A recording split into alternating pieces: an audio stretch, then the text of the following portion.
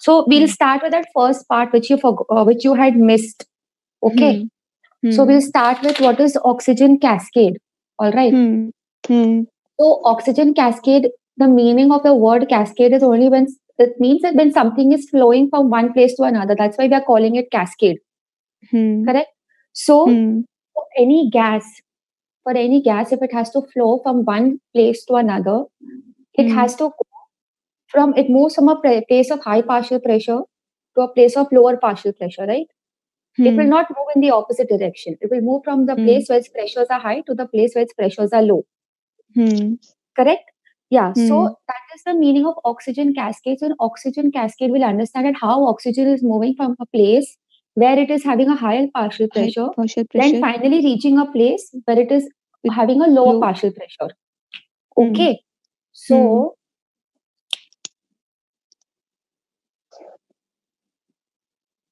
this oxygen cascade, it starts from the atmosphere.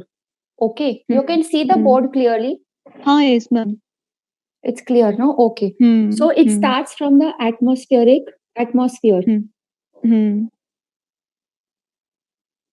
Okay. Then we come down towards the alveoli. Okay. Then we come to the arterial blood.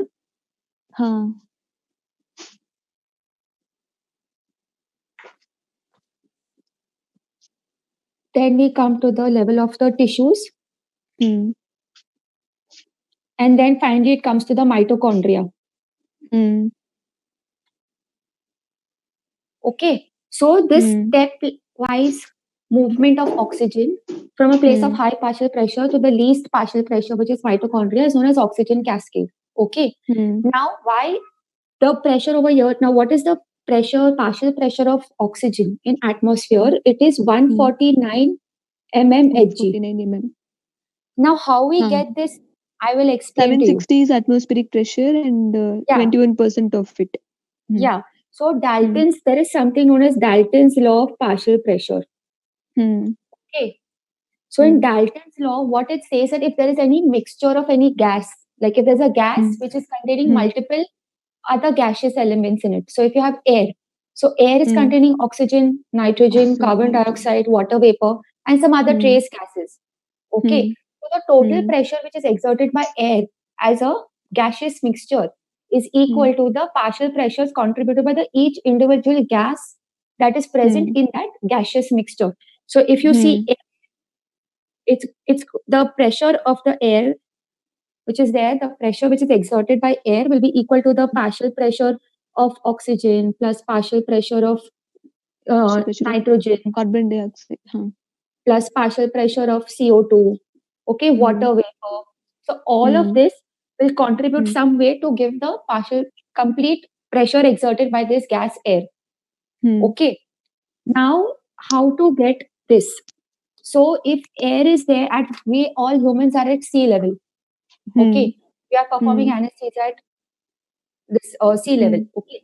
So at sea level, 1 atmosphere, 1 atm, atmospheric pressure is equal to 760 millimeters of mercury.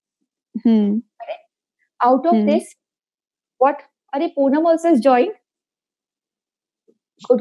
Out of this 760, which is there, the total, from this 21%, we know that air is contributing, but we are breathing saturated air, okay, which is saturated with water vapor.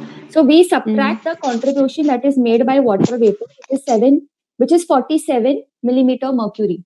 Okay. So we'll know that dry gas, what is the actual pressure exerted by dry gas. So that is how much it comes to 713 mmHg. Okay. This is the pressure exerted by the dry gas. So of this 713, we have to calculate 21%, not of 760. Okay. So if you see 21% of 713, you will get the answer as 149. Okay. So 21% of oxygen, if you calculate out of 713, you will get that this much oxygen is present in the room air that we are breathing. Okay.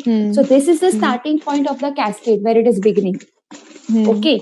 Now the next step is what? It has to come to the alveolus, right? It's going from high partial pressure to a lower partial pressure. Correct. So we have to know how much is the partial pressure of oxygen in the alveolus. Correct. Then only we can say, right? It's going from a higher to a lower. Higher to lower. Correct. Cascade is what is going from high pressure to lower pressure, right? That flow is going to occur. So that is known. We will call it PaO2, partial pressure of oxygen in alveolus.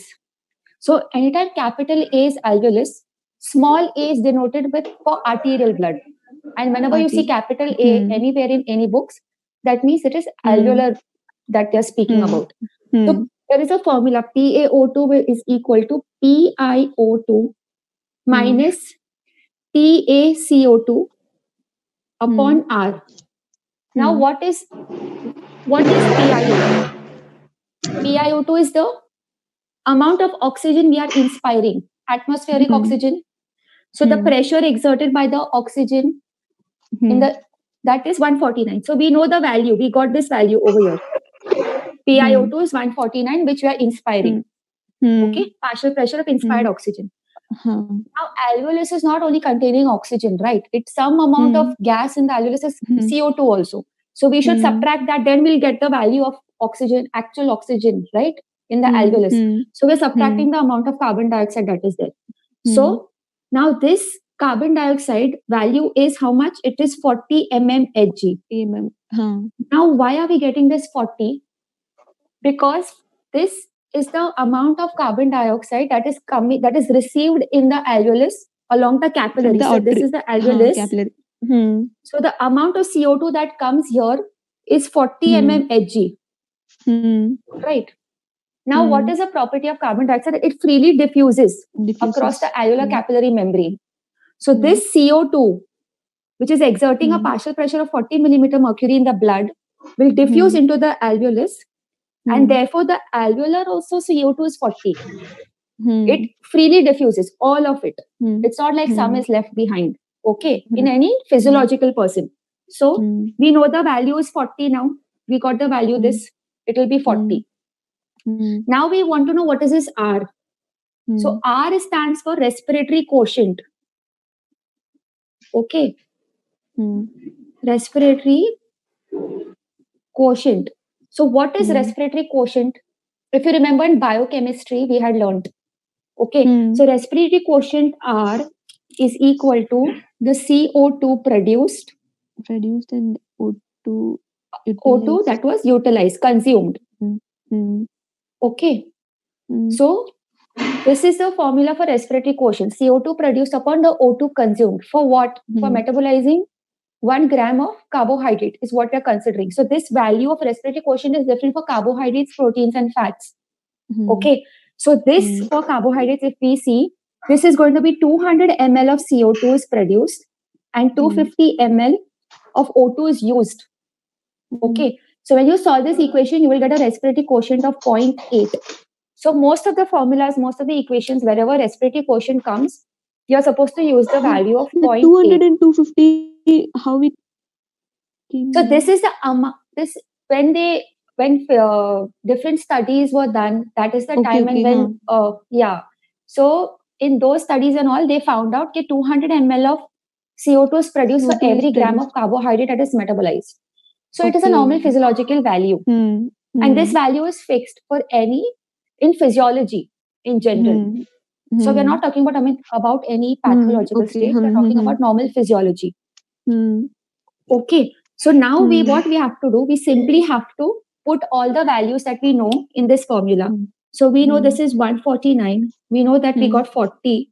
We know we got this 0.8.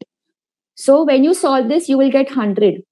You can solve it on your calculator and you will get this value only, 100. Okay. So now we know alveolus mein, the partial pressure of oxygen exerted is 100. Now we know that's why. Okay. So it's going along a gradient. It's following Dalton's law and it's going along a gradient of high partial pressure to low partial pressure. Okay. Now next, the alveolar oxygen will diffuse directly into the arterial blood. Basically it will diffuse into the venous blood. Venous blood is having low partial pressure of oxygen, right? Venous blood has got low oxygen content, which is coming to the lung. So that venous blood will pick up the oxygen. So again, there's a gradient which was formed. Now that oxygen-rich blood is called arterial blood. Correct? So now that arterial blood is 100 mm Hg mercury. This is the amount of oxygen that is carried in the arterial blood. Carried in the arteries. Okay. So if you understand from alveoli, the venous blood has picked up the oxygen. It's got oxygenated now. And now it's going to go to the tissues and going to offload the oxygen at the tissue level. Correct? Because tissues need oxygen. So the amount of oxygen which is there at the tissue level is 40 mm of Hg. Okay. So if you don't remember all these exact values, it's just the basic understanding how it's finally reaching the place where oxygen is actually utilized for ATP formation, for energy, correct, in mitochondria. So mitochondria has a least partial pressure of oxygen, which is 5 mm of Hg. Okay. It is the least, which is 5. So hence it moves along a pressure gradient, oxygen. Okay, so this part is understood. Is there any doubt in this? This is oxygen cascade. Okay, so now we have to understand how the oxygen is carried in the blood. So oxygen is carried in the blood in two forms. Okay, it can be bound and it can be dissolved. Okay. So O2 is carried in two ways. It can be either bound form or it can be in the dissolved form. So bound means what? It will be bound to hemoglobin. Okay. And this is contributing to 95% of total oxygen carrying capacity of blood. 95% oxygen carrying capacity of blood is contributed by hemoglobin molecule, and only 5% oxygen carrying capacity of blood is contributed by the dissolved oxygen. Okay, whichever is out of the RBCs. That is dissolved in the plasma. Okay, so now we have to understand in bound form, one hemoglobin molecule has got 4 heme groups. 4 heme groups, Remember, from first year MBBS, each heme group will carry one oxygen 1.34. 1.34. Yes. So 4 O2 molecules will be carried over here. It is in a 1:1 ratio that it is carrying oxygen. And when you see 1 gram of hemoglobin is carrying 1.34 ml oxygen. Okay. So all these scientists, they used all the formulas. They finally found out 1 gram hemoglobin is carrying 1.34 ml of oxygen. Okay. Now this 1.34 ml of oxygen is applied in a formula to know how much actually is carried in the bound form. Okay. So we'll understand what is that formula. Okay. You have to remember this. 1 gram hemoglobin is carrying 1.34 ml of oxygen. Now, how we will know based on patient's hemoglobin, right? How much oxygen is carried in this person's blood. So there is a formula to calculate this bound. Okay. So bound oxygen is equal to 1.34 into hemoglobin of patient into saturation.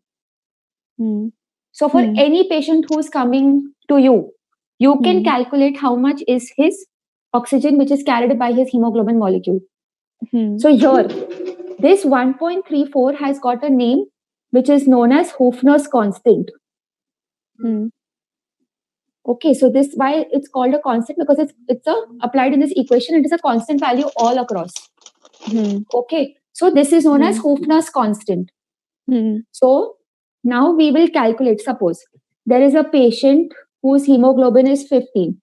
Not even a patient, a normal physiological adult male. His hemoglobin is 15. His room air saturation is 98%. So 98%. Okay. When you calculate this and you want to know how much oxygen is he carrying, this will give you the answer 20 ml per dl. Okay. This, it is actually 19 point something, but we have rounded out to 20. Okay. So this much is carried by the bound hemoglobin for this person whose HB is 15 and 15, room air saturation is 98%. Okay. Now suppose you have a patient and who's on the O2 mask. So you will say that, okay, you will calculate and you will say this much is his oxygen which is carried per 100 ml of blood on O2 mask or on room air. Okay. So what is the variable factor over here? His hemoglobin is a variable factor. Hemoglobin if he will have anemia, it will fall. Correct. Now suppose if a patient is having anemia, let's half the hemoglobin. Let's make it half. So suppose the hemoglobin is not 15, if it's 7.5. So many gynec patients come, HB 7.5. Saturation is same, 98%, 1.34. Almost, it will get directly half. So you can see that how it has affected by 50%. If the hemoglobin has fallen by 50%, the patient's oxygen carrying capacity has also fallen by 50%. By 50%. So that is the importance of hemoglobin. That is the importance of anemia. So if there's a patient who comes with sudden blood loss, acute hemorrhage, that patient cannot tolerate this blood loss. Correct. So suddenly, because his oxygen carrying capacity of his blood has decreased. So here it is very important that you correct his hemoglobin, or else he'll go in something known as anemic hypoxia. Okay. Then now we need to know what is dissolved. Correct. So dissolved is, we are saying 5% of the oxygen is carried in a dissolved form. So for this you need to know something that is known as Henry's law. Okay. This is again a part of physics. What Henry's law is telling, concentration of any gas in a solution is directly proportional to the partial pressure of that gas. Okay. This is simple Henry's law. Many people in physics apply it. Other branches also, they will apply it. Why is this Henry's law of physics important to us in medicine? Okay. It is saying concentration of any gas in a solution is directly proportional to partial pressure of that gas. Which means what? Concentration of any gas, oxygen, we are concerned with oxygen. In a solution, we are concerned with blood, is directly proportional to partial pressure of oxygen. Concentration of oxygen in blood is directly proportional to the partial pressure of oxygen. Okay. So now if there is a direct proportionality in physics, how do we make it an equation? We remove the proportionality and we put some constant K. Correct? Now over here, this constant is known as alpha coefficient. It is known as alpha coefficient. This alpha coefficient value for oxygen, because here remember we are talking about oxygen gas, no other gas. Okay. So this solubility coefficient, solubility coefficient alpha, its value is 0.003 ml per dl per mmHg. What does this mean? 0.003 ml per deciliter per mmHg. So 0.003 ml oxygen is dissolved in every 100 ml of blood 100 ml. At 1 mmHg partial pressure. Understood? That is the meaning of this. That is what we have got from the equation. Correct. Now, if you will apply this, now partial pressure of oxygen in arterial blood is 100. We know that if a person is breathing 21% room air FiO2, this partial pressure of oxygen in arterial blood is 100 mmHg. So we need to know how much oxygen is dissolved in arterial blood. In arterial blood. Okay. So you want to know what is the concentration of oxygen in arterial blood. Correct? So if you put 0.003 into 100 will give you how much? That's it, into 100.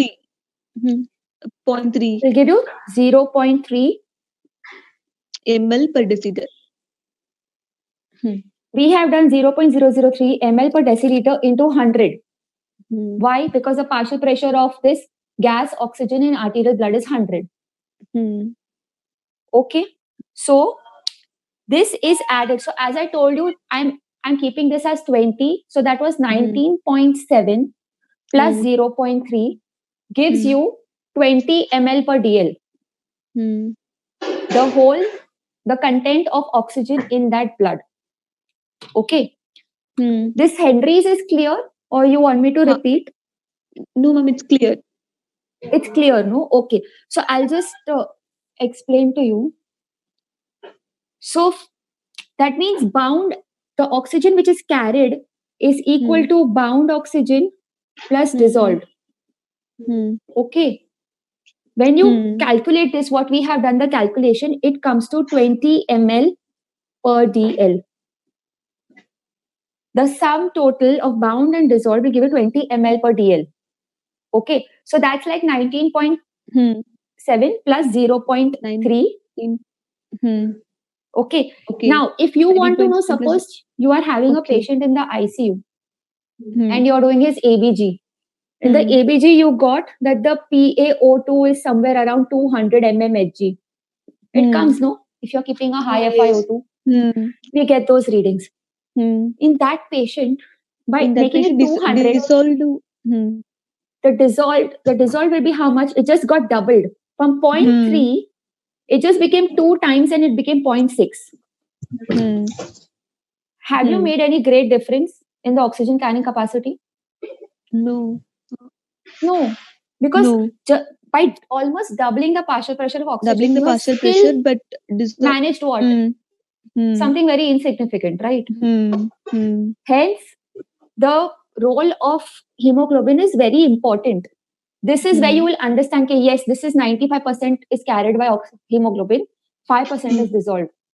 And here you understand the importance of hemoglobin and its role in carrying oxygen. Okay. So now if you have venous blood, so if you are asking, we should know, no? So if there is venous blood, how much oxygen is there in it? So you will do the same thing, 1.34 into HB into SaO2. This is our formula. So it will be 1.34 into 15. Saturation on room air, venous saturation is 75. Okay. Okay. If you will send a BBG, you will get the saturation, SO2 of that BBG. When you will see that, it will be 75. Okay. So when you calculate this equation, you will get 15 ml per dl. So in the lung, when the venous blood is coming, it is containing 15 ml dl oxygen. 15 ml. Okay. By the time it is leaving, it's going to carry 20 ml dl. Arterial, so it's taking incoming blood is venous, which is having 15 ml per dl oxygen. Outgoing blood will be arterial, which is containing 20 ml per dl O2. So it has picked up how much? 5 ml per dl from the lung. Okay. So every 100 ml of blood passing through the lungs is going to pick up 5 ml of oxygen. Okay. This is clearly understood now. Now, yes, one step ahead of this, we'll go for oxygen flux. Okay. This all is very simple, very easy. So now we have what is oxygen flux. Okay. It's nothing. It is, what is it? It is the amount of oxygen that is leaving the left ventricle of the heart per minute. So what are you doing? You know what is the amount of oxygen in the blood, arterial blood. Now you just need to know per minute how much is moving out of the heart. So cardiac you will have the formula of bound O2, you know. You know what is dissolved. What correct? is dissolved? Yeah. So this is what oxygen carried by blood multiply by cardiac output. Simple. Just added one more parameter to the equation and you got a new value oxygen flux. Okay. So we know this value is 20. 20 Arterial blood content is 20. Oxygen in the arterial blood is 20 ml per dl. Cardiac output is how much per minute? 5 liters. 5 liters. Huh? Yes, ma'am. Okay. So it is 5000 ml because we are dealing with ml. We are, what I have written here, 20 ml per dl into 5000 ml. 5000 Cardiac ml. output is 5 liters, which is 5000 ml. We can't, we have to keep the, what do you say, the unit same. Yes, Multiply ml with liter now. So ml, and this is deciliter, right? Again, the unit is not the same. Per deciliter. Oh, this is This is understood. C. 20 ml per dl. 20 ml oxygen is carried per 100 ml blood into cardiac output. Into 5 cardiac output 500 ml. 20 ml oxygen carried by 100 ml blood multiplied by cardiac output 5000 ml. What will this equation give you? This will give you 1000 ml to 1000 oxygen. Okay. Calculate it. See. 5 2s are 10 and 2 more zeros. So oxygen flux for a physiological adult is 1000 ml, which means 1000 ml oxygen is leaving the left ventricle per minute. Leaving heart, left ventricle per minute. This is understood? Yes, ma'am. Or any confusion in this? No, ma'am. No. Okay. Now we need to know what is affecting the factors which are affecting the oxygen flux. Okay. So what are the factors affecting O2 flux? Right now, what we saw was the O2 flux, correct? So it is depending on what? The bound hemoglobin formula, you remember? Hemoglobin 1.34 into 1.34 into HB into saturation. Then and dissolved hemoglobin. Dissolved we are adding, right? So that is partial pressure of oxygen is there in that. Of oxygen. Okay, that is 0.003 into partial PaO2. Okay. Next, what is it? Cardiac output. Cardiac output. Barabar. It was this plus this into this. That was our formula. Okay. See, the meeting will end in 10 minutes. Is saying if it ends now, you rejoin on the same link. Okay. Okay, ma'am. Okay, ma'am. In case it ends. So this is the thing. So what is the variable? What is variable? Hemoglobin. So if hemoglobin is less, patient will have anemic hypoxia. Okay. So one of the factor is hemoglobin, which is affecting the flux. Second factor affecting the flux is going to be SaO2. So that will give you hypoxia.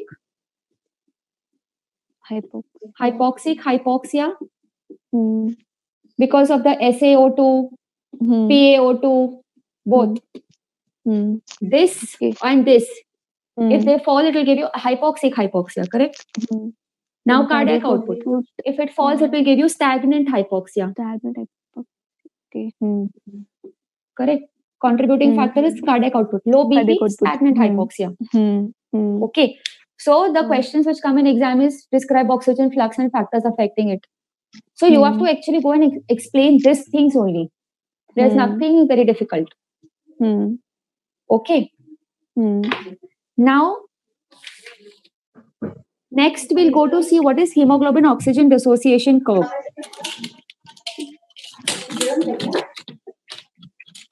Okay. This is visible, na? Yes, okay.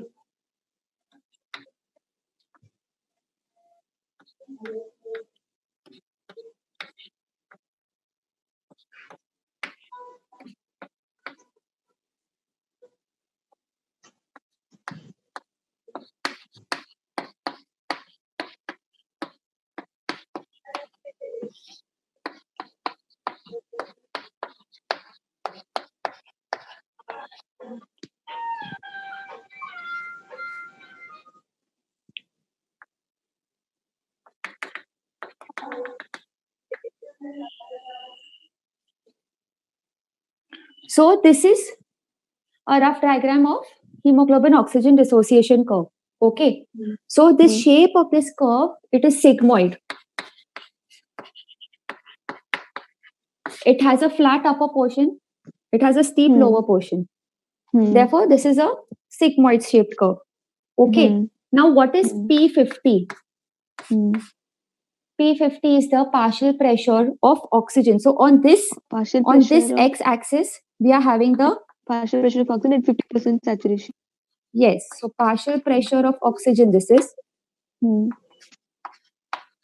Okay, along this axis. And this is the percentage HB saturation. Okay, this is not clearly seen. But this y-axis now, this is the oxygen saturation. So maximum oxygen will be saturated is 100%. Correct. Here we are having the partial pressure of oxygen in the arterial blood and this y-axis. So this can go on 160, 200, 220. Okay. But saturation is maximum till 100 only. Maximum is 100. Have you heard saturation more than 100? No. Never. No. So this is saturation is still 100. Okay. Partial pressure, as you said, right? P50 is the partial pressure at which 50% of the hemoglobin molecules is saturated. Are going to be saturated. So in a normal adult whose temperature is 37 degrees, pH is also normal. Okay. Normothermia, normal pH. It's going to be at 27 mmHg. Oxygen is at partial pressure of 27 millimeter mercury oxygen. His 50% hemoglobin molecules are going to be saturated with oxygen. Okay. So this is understood. It is the partial pressure of oxygen at which 50% of the hemoglobin molecules are going to be saturated. Okay. Now we need to know what is right shift and left shift of the curve. Okay. And before that, just one clinical application for us as anesthetists, that when we pre-oxygenate the patient, we pre-oxygenate with 100% FiO2. Correct? Before we plan for intubation or any airway manipulation, we pre-oxygenate the patient. So in that pre-oxygenation, we achieve a saturation of 100%. 100%. Yeah. But we have been pre-oxygenating for maybe 3 minutes, 5 minutes, 8 minutes. Correct? So over that time, your saturation is 100%, but your 100%. oxygen partial pressure of oxygen in arterial blood is increased. Right? It has increased and it's gone ahead. Now what happens? You have started airway manipulation, you have started intubation, you have stopped. You have kept the mask on side and you have started. You're trying to intubate. It's difficult intubation. Multiple attempts are taking place. You're seeing, okay, saturation is still 100. Saturation is 100, but partial pressure is falling. Partial pressure started to fall. But you are not able to notice that because you are seeing the pulse ox probe is 100%. As it comes down, okay, it has come to around 92% saturation over here. You are feeling, yes, I still have reserves. You are feeling, yes, I will give one more try. I don't need to do rescue ventilation in middle. You are trying. Once you enter this below 80, you are now entering the steep portion of the curve. Within seconds or within minutes, your patient is going to come to zero saturation. You might feel at the back of the mind, no, I have time. I'm still at 80. Why to worry? But this fall is going to be sudden and drastic. So between attempts, if it is a difficult airway, you should do rescue ventilation. You should try to ventilate the patient between attempts. Hence, we are learning this curve in anesthesia. That is why we have to learn. Correct? Now we have to know what is right and left shift. Okay. So right shift is something like this. It will look. It has shifted to the right. The curve. Rightward. So what has happened is 50% saturation point has come a little away. Partial the point pressure at which more. partial pressure point at which 50% hemoglobin is saturated has moved to the right. Therefore, on the x-axis also it's moved a little away. Therefore, a little more amount you see K at now maybe at more partial pressure is required to achieve the same. For the same. This is the meaning of right shift. What we need to understand is in right shift, why is this happening? Because right now the hemoglobin has not got much affinity for oxygen. It wants to offload it. So when will you find that this right shift has happened? Okay, and what is the significance of right shift? So if there's a right shift, so oxygen delivery to tissue will be more. Right shift. It will want to deliver. It will say take. The hemoglobin molecule is not interested in retaining oxygen. It's interested in giving. Okay, this is the meaning of right shift. So offloading will occur. It will want to offload the O2 to the tissue. Okay, it means there is decreased affinity for O2. And this will occur in which conditions? Increase H plus ions, which means what? Acidosis. It will occur when increase in the 2,3-DPG. Then it will occur when there is increase in the CO2. Okay. It will occur when there is hyperthermia. It will also occur in exercise and anemia. So these are the 6 places where it will move to the right. If you remember, move to the right, move to the left is exact opposite. Means what? Now it has moved to the left. Means what? The point has come here. Means even little oxygen is getting, it's trying to saturate the hemoglobin molecule. Even a little, it is managing to achieve a 50% saturation. Means the affinity of oxygen has increased. So it is hemoglobin molecules are loading onto the oxygen. Okay, so when will this occur? Exact opposite. So left shift, fall in the H plus ions, which means alkalosis. Alkalosis, decrease in 2,3-DPG.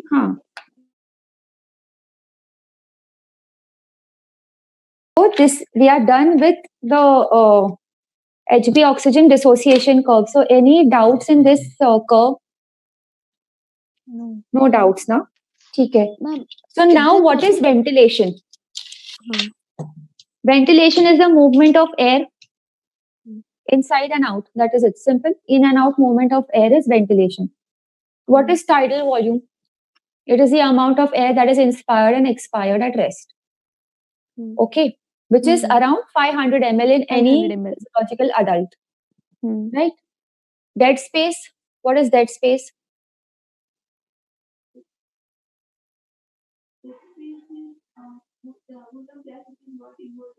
Which is not involved in the... So it is the air which is not participating in gas exchange. Okay. You may have inspired, but there is some amount of air which is there in your oropharynx, which is there in your trachea, larynx, bronchi. It's not participating in gas exchange. Only the gas which is reaching your alveoli is going to participate in the gas exchange, right? So all of this is dead space. That is dead space ventilation. If you are putting a tube for the patient or you're holding the mask for the patient, then even that gets included as dead space. Okay. So in anesthesia, our dead space, we start measuring it from, so that is anatomical dead space, right? Anything which is in your airway anatomy, which is not participating in gas exchange, that is dead space, anatomical dead space. Then you have something which is known as physiological dead space. So it is that gas which is reaching the alveoli.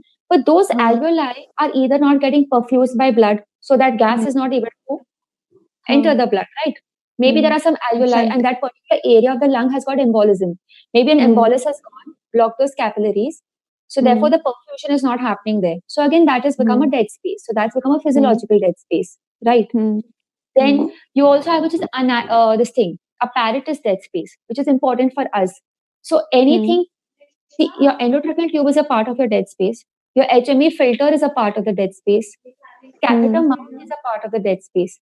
So where does this dead space begin? Your circuit, which part of your circuit does the dead space end? So if this is the patient, suppose this is the patient and this is the endotracheal tube. This is the patient's mouth. This is your endotracheal tube. Then you have the HME filter. Okay. This is patient end. This is your ET tube. ET tube. You have your HME filter. Then after the HME filter, you have your angle piece, or maybe your directly your connector, your Y connector. And this is your inspiratory limb. This is your expiratory limb. Your dead space will stop over here. If this all is apparatus dead space, because anywhere wherever inspired and expired gases mix, that is dead space. Your inspired, expired gases are moving separately, right? Separately. So this is the point where dead space is not beyond this. It's not beyond that. So if somebody tells you, are you using such a long circuit, your dead space is increasing? You should say you're wrong. I can reduce my dead space by maybe using, a endotracheal tube which is shorter in length. So if you see in ICU patients, sometimes we prefer to cut the size of the ET tube. This is the mouth, cut it, make it smaller. Let's reduce the dead space. Remove this filter, or maybe, put a small size filter here. So you're trying to reduce the dead space here. Okay. And then maybe some people have catheter mount. So you remove the catheter mount. Okay. That is how you can reduce the dead space, apparatus dead space. Okay. Now, what is minute ventilation? It is tidal volume multiplied by respiratory rate. Tidal volume multiplied by respiratory rate. Basically, minute ventilation is the amount of ventilation which is happening in 1 minute. Hence, tidal volume into respiratory rate. Okay. But there is some part of tidal volume which is not participating in gas exchange, which is going as dead space.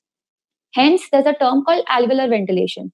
Okay. So, alveolar ventilation is what? It is the amount of the tidal volume which is participating in gas exchange multiplied by respiratory rate.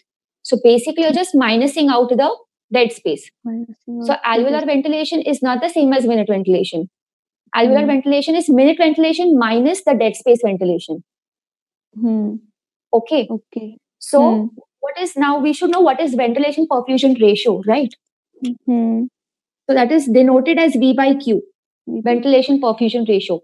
So, what does it mean? Simple. How much is the ventilation happening in 1 minute? 5. What is the, if you multiply tidal volume into respiratory rate, you'll get 5 liters. Tidal volume into respiratory rate. Tidal volume 5 to 6 liters around. In 1 minute, 5 to 6 liters is the ventilation. How much is the cardiac output? 5 to 6 liters. So is in the same range, right? Hence, normal ventilation perfusion ratio is 1. Perfusion is 1. Hence, it is 1. If there is a mismatch, if there is under perfusion, this value will go above 1. Correct. This is ventilation upon perfusion, right? If my ventilation has become less, if my ventilation decreases, my ratio becomes less than 1. Less than 1. Because my denominator value is now more. Simple division. Correct. If my perfusion has become less, if blood supply has become less, more than 1. This will become more than 1. More than 1. Okay. Simple. When the second part which I've explained to you, in that we don't have to really go into the depth, in what conditions it's going to go. We have to just understand there is a mismatch. Nobody's going to ask you, Acha, what is the value in that? Is it okay less than 1? How much? 0.9, 0.8?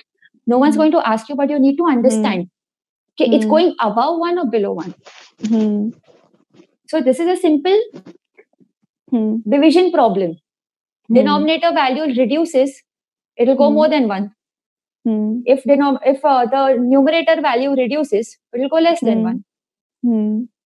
Correct? Okay. Yes, ma'am. Any doubt in this part? No, ma'am. This which I explained, ventilation perfusion का. Understood. No, ma'am. Pakka no? Yes, ma'am.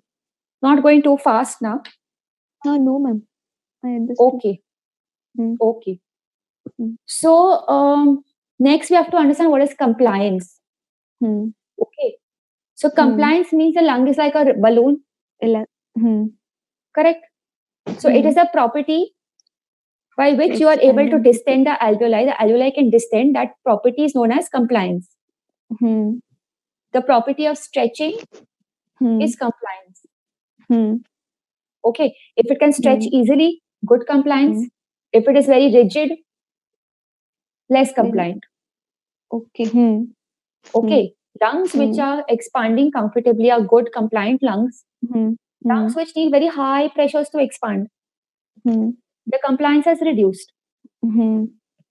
Diseased lungs, compliance will reduce. Compliance will reduced. Normal lung, good compliance. Compliance will be more.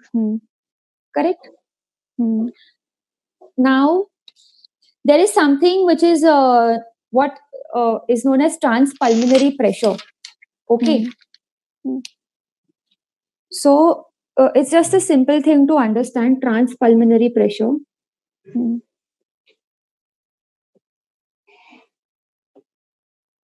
The answer is in the name only. Transpulmonary pressure. Pressure across the lungs. Okay. Pressure across the lungs. What are the different pressures? One is inside the lung, one is outside the lung. Outside the lung. It's basically inside pressure minus outside pressure. Transpulmonary. So inside pressure is what? It's going to be your airway pressure. Airway pressure, okay. Minus the pleural pressure. Outside the lung is pleura, right? Okay. Inside the lung is airway. Airway. So airway pressure minus pleural pressure gives you transpulmonary pressure. Okay. Now, what is this thing? What is important for us is the alveoli are patent, right? At the end of expiration, for a normal human, his alveoli don't collapse. They stay open at the end of expiration, right? Inspiration, expiration. It doesn't become like that. There is some pressure remaining in the alveoli because of which they're remaining patent and open, right? They collapse unless it is diseased. But there's no disease. Normal person, inspiration, expiration. This is the way. So why is this remaining open? This is remaining open because there's some amount of pressure that is remaining within the alveoli at the end of expiration. So to understand that, we have this formula. So at the end of expiration, once expiration is over, the airway pressure is 0. Okay. There is no gas movement in the airway. There's no gas movement. So this is 0 centimeter water pressure. In the pleura, pleural pressures are always negative. Inspiration or expiration, they're always negative unless you do a forced expiration. So normal breathing, it's always negative unless your pleura is diseased. The negativity is lost because of pleural effusion or something. Then its negativity is gone of your pleura. But your pleura is going to have some negative pressure, and there's a gradient. I don't know if I'd explained this, but based on the apex to base, there is a variant. There's a gradient in the negativity of the pleural pressures. So it goes all the way from minus 10 centimeter water at the apex So it comes to almost minus 2.5 centimeter water at the base. So there is a gradient along the height of the lung. So if we take an average value of minus 5 centimeter water, let's consider an average, because we cannot, you can calculate for individually apex and the middle zone, lower zone, but we'll take an average value of 5. So if you put this minus 5, this gives you a value of 5. That's transpulmonary. This transpulmonary pressure is preventing the collapse of your alveoli in physiological breathing.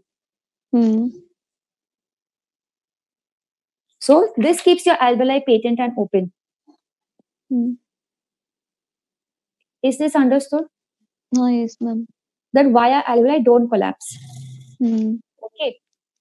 Now, in what conditions will you have the compliance will be increased or reduced? Sorry, less compliance. Lungs are not able to expand well.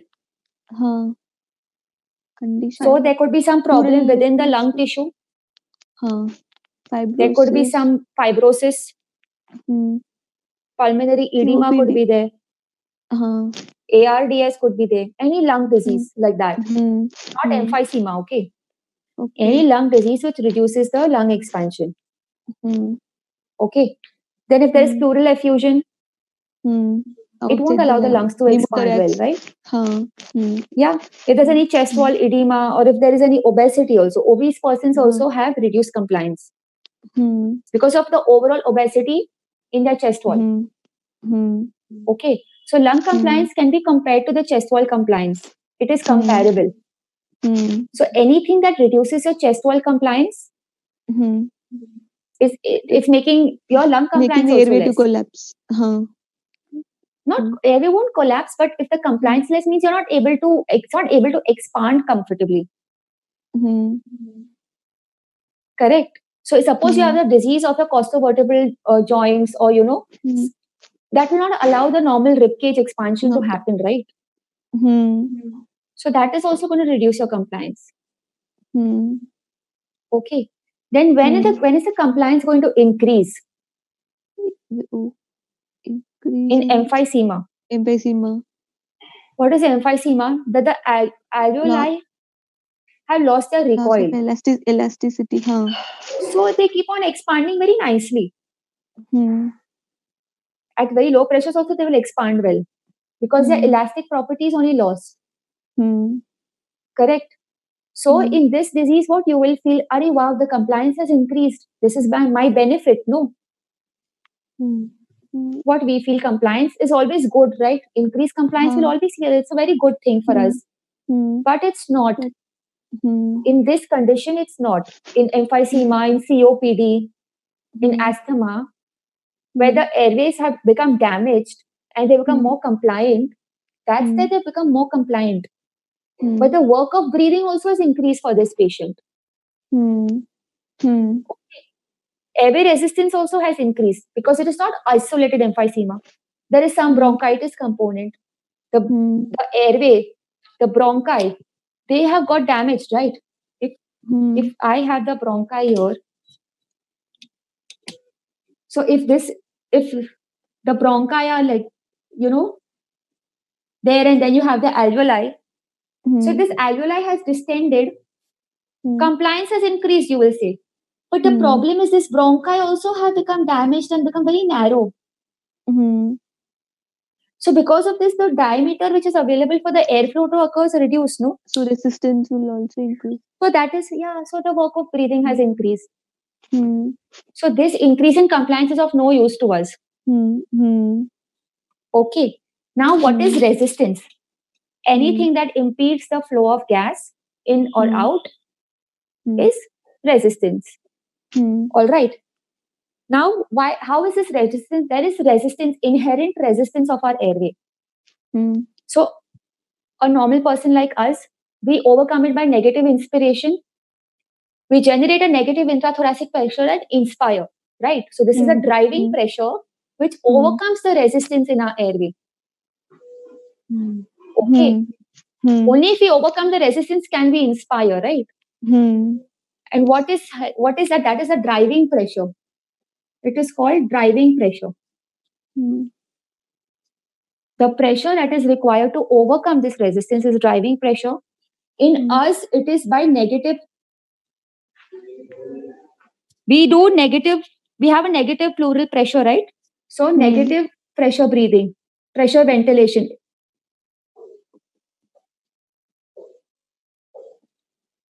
In awake, physiological human, correct? We are doing negative pressure breathing. We generate a negative inspiratory pressure. And that's why that is a driving pressure, which is overcoming the airway resistance. So what about the patient who's on the ventilator? The driving pressure is the pressure that is set on your ventilator. Which is, what they do is positive pressure.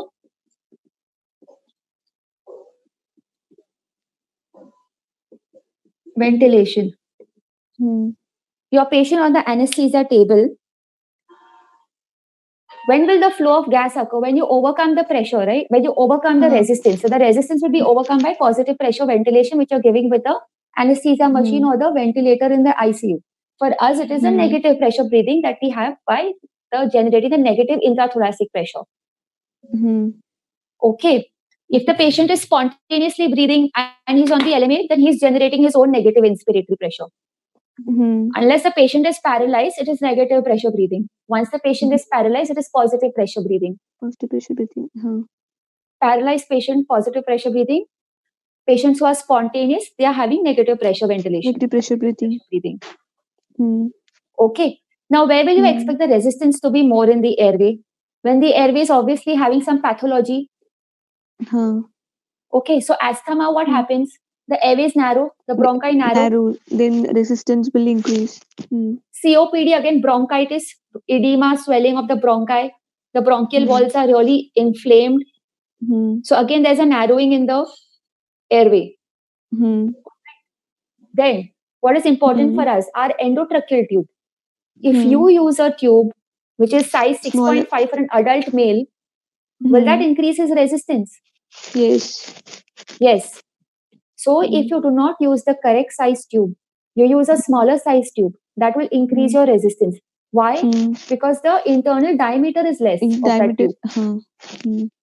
The funda of resistance is that wherever internal diameter reduces, be it of your ET tube or your normal tubes, your trachea, your bronchi, they are your normal tubes, right, which you have in your lungs. So if that also internal diameter reduces, resistance increases.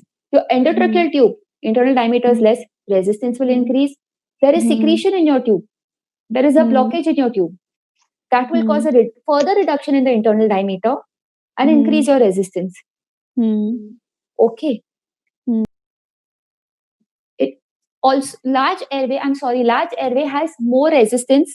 I'm sorry, the cross section area is one thing. Okay. Which is affecting the resistance. So a large airway such as the trachea, this is trachea, right main bronchus, left main bronchus. Okay. So if you see this cross section area, it will come to this much. Okay. Small airways. If you take a small airway standalone, you will say, I will take only this bronchus, only this bronchiole. Then it will give you this much, right? So you will say, how can a small airway have? It has less resistance. It has less. I'll tell you why. So this is the larger airway. Now what happens? It bifurcates, right? Further. So you have further bifurcations like this. Correct? These all bronchioles. You take the total surface area of these bronchioles. So it will be this. So many. Millions of bronchioles we have. No? So many. If you take that total area, it will actually come to so much. So much more than your trachea. Every bronchiole. the sum total of the cross-section area of all the bronchioles is much, much more than the cross-section of the single trachea or the single right main bronchus or left main bronchus. So this is one reason that the resistance is actually less. The resistance is less in this, in the physiological airway. In the physiological airway, the resistance is less over here in the bronchioles. Plus, one more contributing factor is that, so if this is a large airway, right? So the flow is very turbulent of the gas. You can understand by these arrows, it goes in any direction, right? It's very turbulent flow. But this is a small airway, right? So the flow is more laminar. So laminar flow, less resistance. If you have turbulent flow, more resistance. Okay. So turbulent flow and laminar flow is one thing. And the other thing is about the internal diameter. So the factor of that internal diameter is more important in terms of your endotracheal tube. If your endotracheal tube is small, you will have more resistance. If your endotracheal tube is little larger, you will have less resistance. Okay. But if you're considering that this is a normal person who is breathing normally, in that person, maximum resistance that is encountered is in the upper airway. And as you go distally, the resistance encountered is lesser because the upper airway has got more turbulent flow. Lower airways distally have got more laminar flow. And now we know that a normal person, he is having resistance in the upper airway. He has to overcome that resistance with the help of a driving pressure. And the driving pressure will be overcome by using negative inspiration. By generating a negative intrathoracic pressure, he is having negative that is allowing the airflow to come in.